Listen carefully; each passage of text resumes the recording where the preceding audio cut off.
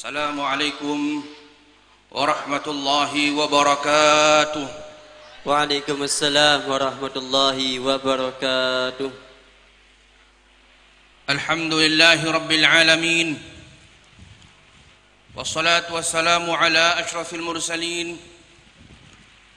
Sayyidina wa habibina wa maulana Muhammad wa ala alihi wa sahbihi ajma'in. قال الله سبحانه وتعالى وهو أصدق القائلين أعوذ بالله من الشيطان الرجيم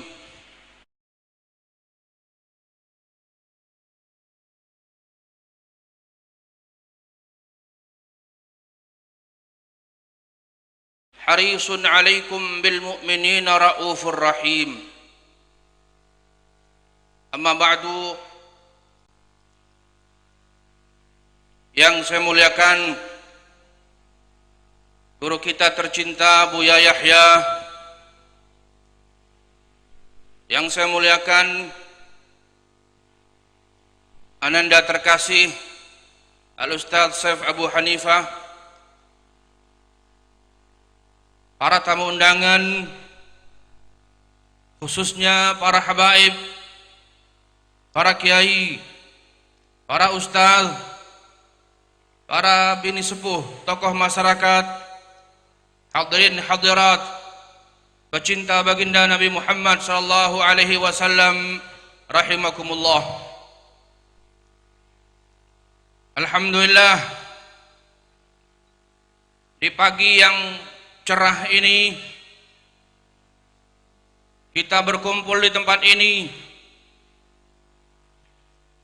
dikarenakan tarikan rasa cinta kita kepada baginda Nabi Muhammad sallallahu alaihi wasallam. Kita berkumpul di tempat ini untuk mengenang baginda Nabi Muhammad sallallahu alaihi wasallam karena kita semua yang hadir di sini adalah para pecinta dan perindu baginda Nabi Muhammad sallallahu alaihi wasallam. Maka sebagaimana pada pagi ini kita berkumpul di majlis ini, semoga kelak di mahsyar, di akhirat hingga di surga Allah kita dikumpulkan bersama baginda Nabi Muhammad sallallahu alaihi wasallam. Amin ya rabbal alamin. Hadirin, sudah menjadi fitrah manusia bahwa seseorang itu akan mencintai siapapun yang dianggap mencintainya. Seseorang akan mencintai siapapun yang dianggap memperhatikannya. Itu sebabnya setiap kita cinta kepada orang tua kita. Setiap kita cinta kepada ibu. Setiap kita cinta kepada ayah. Betul? Kenapa? Karena kita merasa, kita yakin bahwa orang tua kita menyayangi kita, bahwa orang tua kita memperhatikan kita, dan kita melihat sendiri bagaimana mereka menyayangi, merawat, memperhatikan kita sejak kita kecil. Maka ketahuilah bahwa ada orang yang mencintai kita lebih dari orang tua kita. Ada orang yang lebih menyayangi kita dari ibu kita. Bahkan orang ini kelak di akhirat dia adalah satu-satunya orang yang memperhatikan kita. Dia adalah satu-satunya orang yang mempedulikan kita. Padahal ketika itu kata Allah Subhanahu wa taala, yauma yafirrul mar'u min akhihi wa ummihi wa abihi wa sahibatihi wa banihi. Ketika itu kata Allah, seseorang lari dari saudaranya. Seseorang lari dari orang tuanya. Seorang lari dari suaminya, dari istrinya. Setiap orang lari dari anak-anaknya. Dan ketika itu hanya ada satu orang yang mau peduli kepada kita, yaitu baginda Nabi Muhammad sallallahu alaihi wasallam. Mari kita hadiahkan salawat kepada baginda Nabi Muhammad sallallahu alaihi wasallam dengan suara yang keras bersama-sama. Allahumma salli wa sallim. Yang keras. Allahumma salli wa sallim. Allahumma salli wa sallim Ala Sayyidina Muhammad. ala Sayyidina Muhammad Wa ala ali Sayyidina Muhammad. wa ala ali Sayyidina Muhammad. Kurang keras. Allahumma salli wa sallim. Allahumma salli wa sallim Ala Sayyidina Muhammad. ala Sayyidina Muhammad Wa ala ali Sayyidina Muhammad. wa ala ali Sayyidina Muhammad. Allahumma salli wa sallim. Allahumma salli wa sallim Ala Sayyidina Muhammad. ala Sayyidina Muhammad Wa ala ali Sayyidina Muhammad. wa ala ali Sayyidina Muhammad. Baginda Nabi Muhammad sallallahu alaihi wasallam mencintai kita, mencintai umat beliau melebihi seorang ibu mencintai anaknya.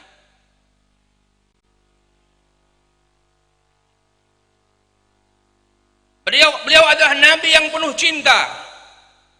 Beliau adalah nabi yang penuh kasih sayang. Bahkan beliaulah cinta itu. Bahkan beliaulah kasih sayang itu. Sehingga difirmankan oleh Allah Subhanahu wa taala, "Wa ma arsalnaka illa rahmatan lil alamin." Dan tidaklah aku ciptakan engkau wahai Muhammad, tidaklah aku utus engkau wahai Muhammad kecuali sebagai kasih sayang bagi alam semesta. Cinta dan kasih sayang baginda Nabi Muhammad sallallahu alaihi wasallam bukan hanya khusus bagi umat beliau saja. Bukan hanya khusus bagi umat manusia saja, tapi kata Allah Subhanahu wa taala, rahmatan lil alamin. Kehadiran baginda Nabi Muhammad sallallahu alaihi wasallam merupakan rahmat, kasih sayang bagi alam semesta. Hadirin, ketika Nabi Adam alaihi salam mulai dihidupkan oleh Allah Subhanahu wa taala, Nabi Adam itu diciptakan dari apa? Dari tanah. Tanah lempung. Ya. Orang Cirebon nyebutnya lempung sama. Tanah lempung. Dibuat seperti patung dan di dalamnya bolong. Kayak celengan. Tahu celengan? Celengan patung ayam kan dalamnya berlubang itu. Nabi Adam dulunya begitu. Patung di dalamnya bolong. Sehingga diceritakan ketika patung Nabi Adam ini berdiri, iblis merasa heran dengan bentuknya dan penasaran, akhirnya diketok patung itu.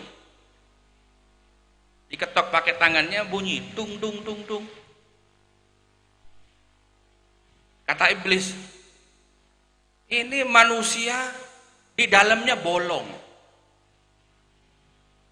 berarti nggak kuat, kan begitu? Karena dalamnya bolong berarti nggak kuat. Kok bisa-bisanya Allah Subhanahu wa taala milih manusia ini menggantikan bangsa jin menjadi khalifah di bumi? Sampai iblis itu masuk ke lubang hidung patung Nabi Adam, masuk ke dalam, keluar dari lubang pantatnya. Patung ini setelah ditiupkan ruh oleh Allah Subhanahu wa taala, begitu ruh sampai ke mata dan mata pun terbuka, pertama kali yang dilihat oleh mata Nabi Adam adalah sebuah tulisan. Tulisan ini terukir di pintu surga. Tulisan ini tertera di daun-daun surga. Tulisan ini berbunyi, La ilaha illallah Muhammadur Rasulullah. Pertama kali yang terlihat oleh mata Nabi Adam alaihissalam adalah tulisan berbunyi, La ilaha illallah Muhammadur Rasulullah. Singkat cerita, setelah Nabi Adam alaihissalam divonis bersalah oleh Allah Subhanahu wa taala, beliau dikeluarkan dari surga Allah dan diturunkan ke bumi. Ratusan tahun Nabi Adam berdoa, memohon ampun kepada Allah Subhanahu wa taala, bertaubat kepada Allah Subhanahu wa taala. Berbagai macam doa beliau panjatkan, bermacam cara berdoa beliau lakukan, tapi Allah tidak kunjung mengampuni beliau. Bahkan tidak ada tanda-tanda Allah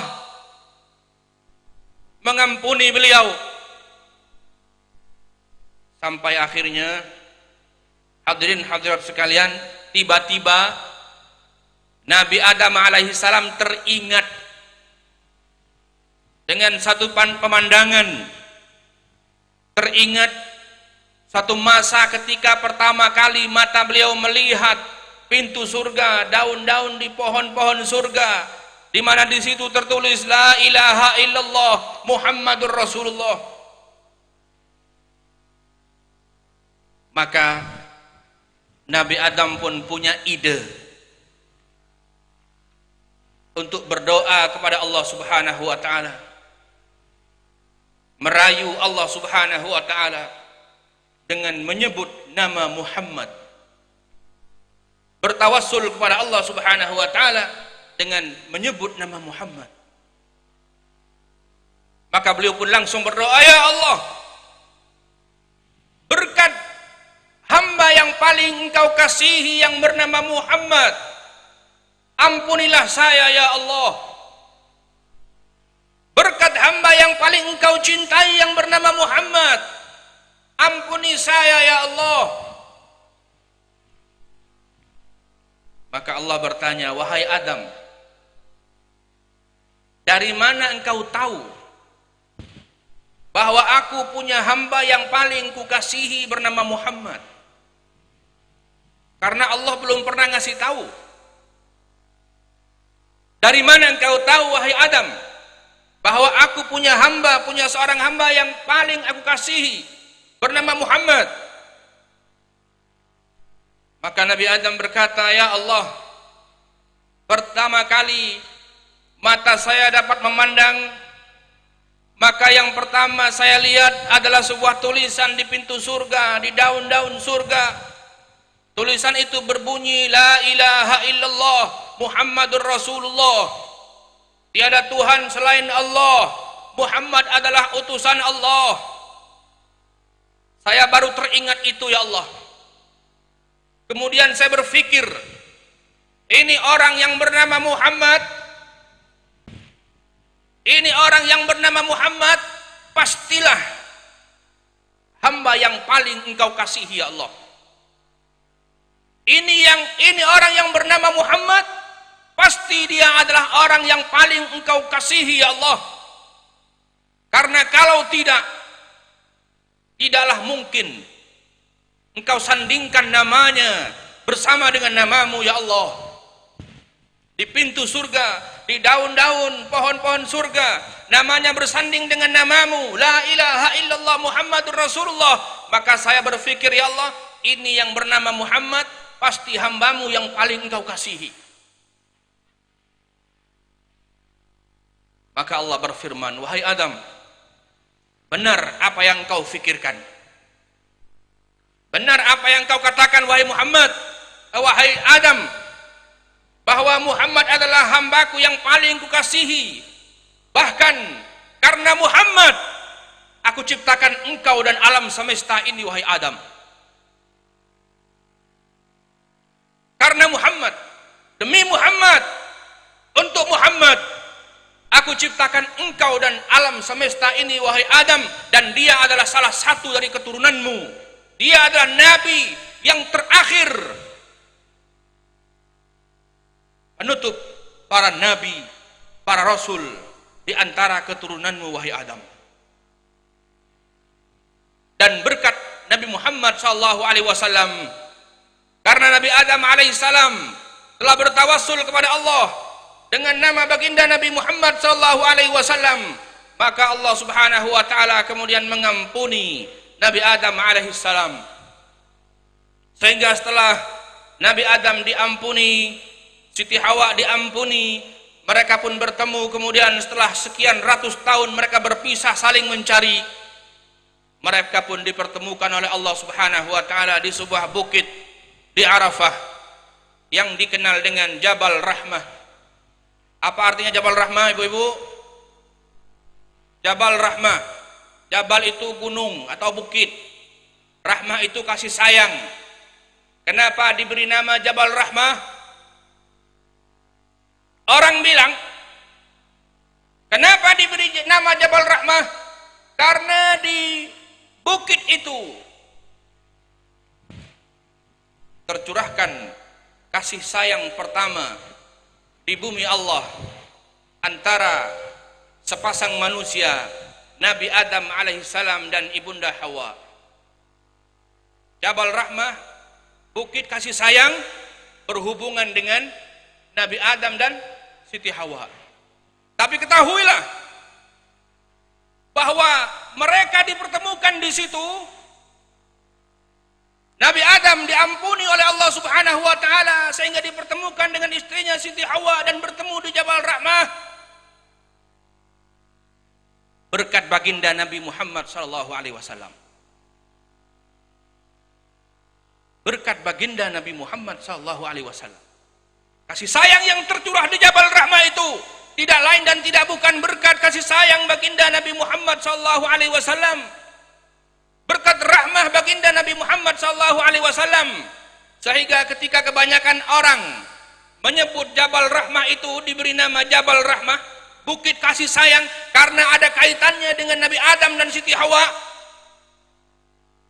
Maka sesungguhnya rahmah, nama rahmah yang disematkan kepada Jabal Rahmah, kaitannya bukan dengan Nabi Adam alaihissalam, tapi kaitannya dengan rahmah yang difirmankan oleh Allah Subhanahu wa taala, "Wa ma arsalnaka illa rahmatan lil alamin."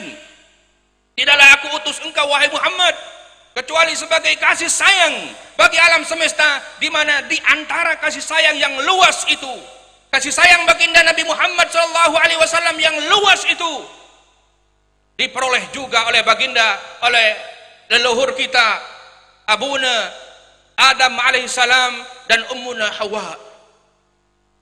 Maka sungguhnya Jabal Rahmah itu adalah bukit kasih sayang, bukan kasih sayang Nabi Adam alaihissalam, tapi kasih sayang Nabi Muhammad sallallahu alaihi wasallam.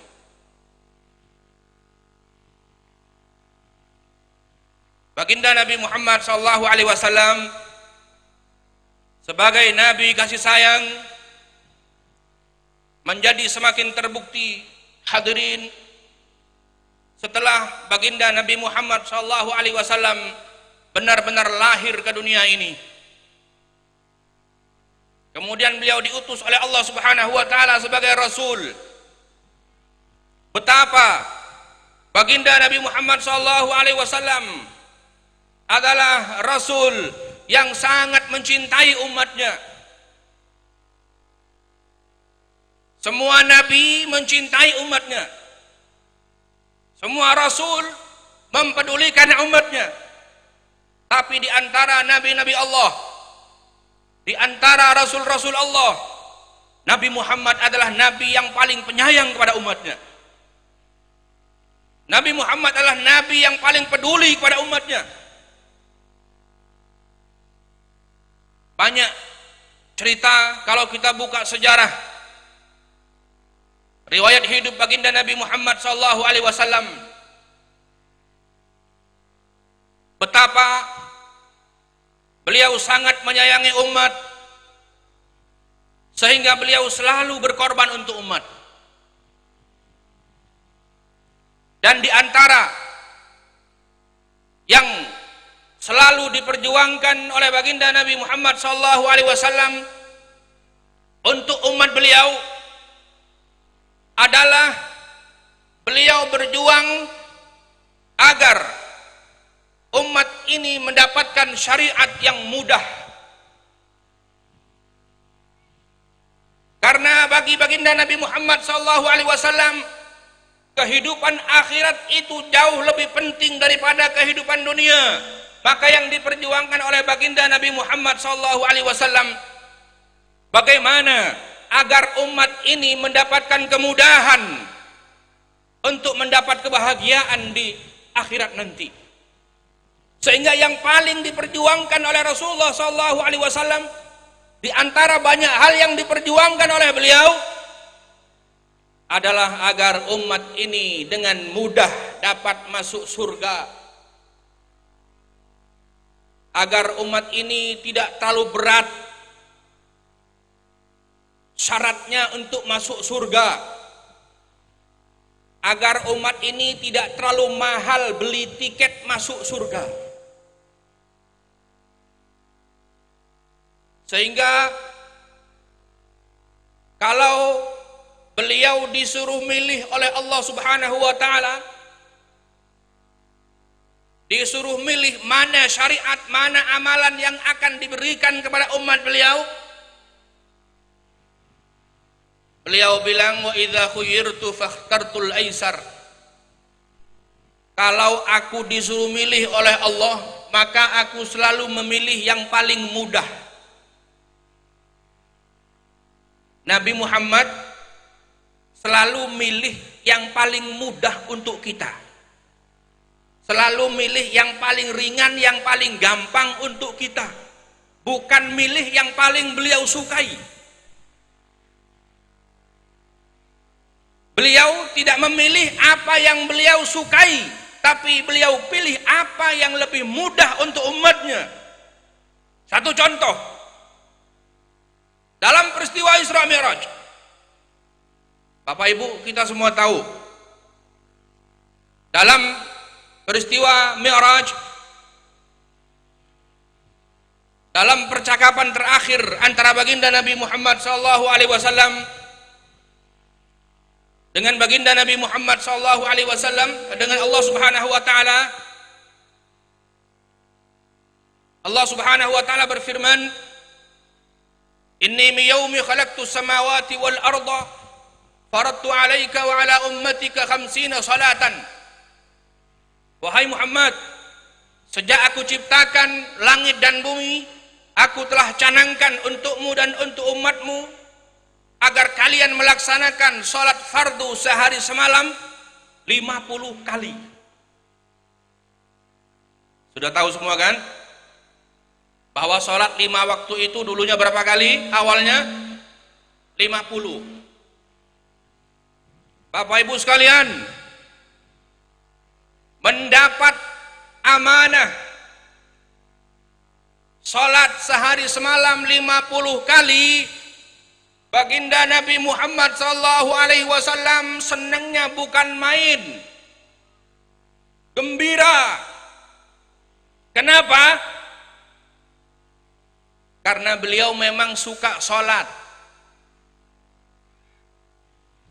Wa ju'ilat qurratu aini fis shalah.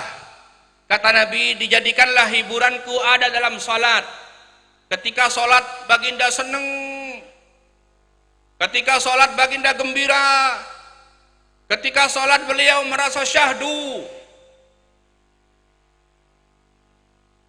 Saking senangnya salat, saking syahdunya ketika salat, beliau salatnya lama. Kata Siti Aisyah, baginda itu kalau salat, salatnya lama, hatta tawarramat qadamah. Saking lamanya salat sampai bengkak kakinya. Ibu pernah sholat sampai bengkak kakinya, Bu? Belum pernah. Bapak nonton bola pernah berdiri sampai bengkak kakinya? Orang itu, Bu, kalau emang udah seneng, maunya berlama-lama. Baginda Nabi kalau sholat seneng, maka beliau maunya berlama-lama sholat. Saking lamanya kalau sholat nggak terasa kakinya bengkak.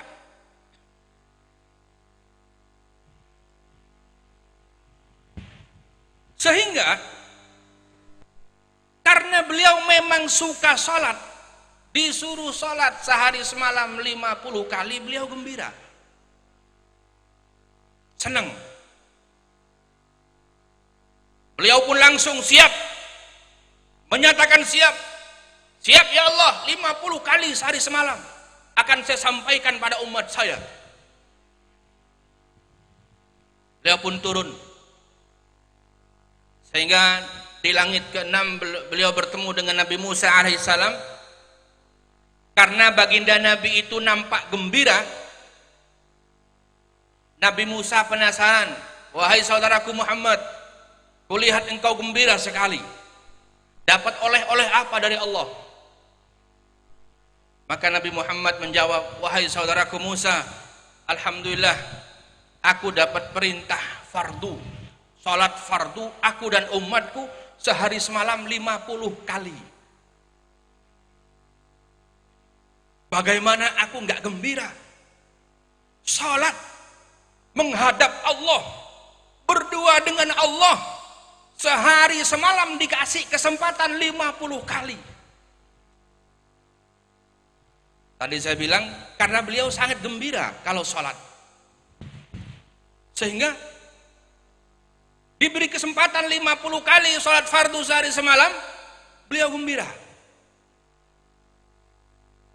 Malah Nabi Musa yang kaget, Bapak Ibu.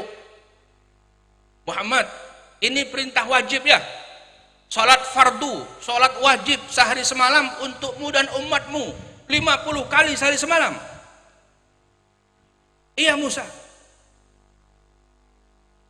Nabi Musa kaget. Gak salah Muhammad. Kata Nabi Musa, kira-kira umatmu sanggup enggak? Nabi Muhammad sanggup, siap, bahkan senang mendapat perintah sholat 50 kali sehari semalam karena beliau suka sholat. Beliau dan orang-orang seperti beliau, para nabi, para wali, ketika sedang sholat Bapak Ibu, ketika sedang zikir, mengalahkan syahdunya pengantin baru. Pernah ngerasain pengantin baru, Bu? Gimana dulu?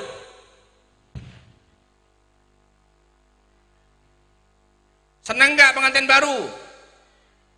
Ketemu dengan pengantin baru di kamar pengantin, seneng Ibu. Zaman ibu-ibu dulu kamarnya masih pakai apa, gedek itu? Tahu gedek, Bu? Bambu itu. Apa, geribik? Ya. Zaman ibu-ibu dulu kamarnya pakai geribik. Nyamuk gampang masuk, Bu. Semalaman pengantin baru dikerubut nyamuk nggak terasa. Betul? Karena lagi syahdu, pengennya lama.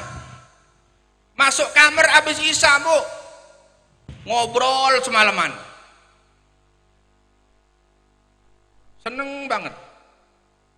Tahu-tahu di masjid terdengar azan. Apa kata Bapak, Bu? Dek, ini azan salah kali. Buru-buru amat subuhnya. Emang jam berapa? Sudah azan subuh, Bu, dikira jam 10.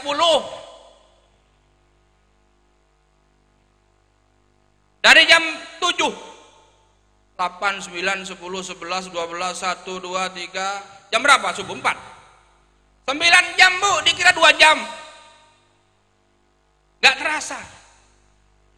Rasulullah Muhammad SAW, para nabi, para rasul, para aulia, mereka kalau sudah berdua dengan Allah, khususnya dalam salat, gak terasa, Bu.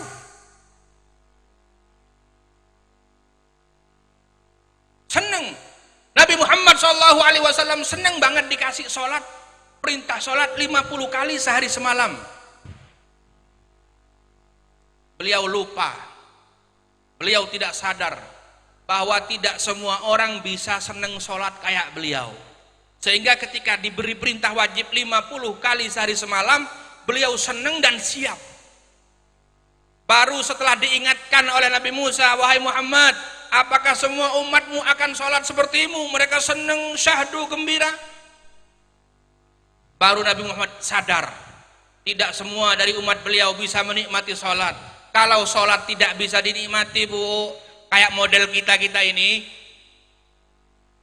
kata Allah, wa innaha lakabiratun illa 'alal khashi'in. Salat itu berat kecuali bagi orang-orang yang khusyuk, kecuali bagi orang-orang yang telah menikmati salat. Kalau orang model kita, Ibu, salatnya buru-buru, dikasih 5 waktu aja udah banyak bolong, gimana 50 kali sehari semalam? Setelah disadarkan ini, baru baginda Nabi Muhammad SAW merasa khawatir umat beliau nggak sanggup, sehingga atas saran Nabi Musa alaihissalam, Nabi Muhammad SAW memberanikan diri nawar kepada Allah. Nggak jadi. Nawar, Ibu. Singkat cerita, dari 50 kali sehari semalam tinggal berapa, Bu? Tinggal 5. Berarti beliau nawar dari 50 tinggal 5. Bolak-balik nawar dikurangi 5 sampai tinggal 5. Padahal baginda suka sholat. Padahal beliau senang dengan sholat. Beliau terpaksa menahan rasa malu. Malu nggak, Bu, nawar? Nawar sama Allah, sholat 50 kali tinggal 5, malu nggak? Pengen tahu seberapa malunya beliau? Pengen tahu seberapa malunya beliau, seberapa beratnya beliau menahan rasa malu? Nawar dari 50 tinggal 5. Ibu, kalau di toko ada kerudung harga 50.000, berani nggak nawar 5.000? Pak, Bapak, ada kopiah di toko harganya 50.000, berani nawar 5.000? Dilempar sepatu, saya yakin loh. Baginda Nabi Muhammad SAW ketika nawar sholat dari 50 tinggal 5, itu mengorbankan rasa malu, Ibu. Kalau bukan karena umat, ngapain beliau nahan rasa malu, nawar, bolak-balik nawar? Beliau suka sholat. Seandainya 100 kali sehari semalam sholat fardu, beliau malah senang. Kenapa beliau mengorbankan rasa malu? Demi kita, demi umat, demi kita beliau selalu berkorban. Dan para sahabat baginda Nabi Muhammad SAW, mereka adalah orang-orang yang menyaksikan langsung betapa baginda Nabi Muhammad SAW selalu berkorban untuk mereka.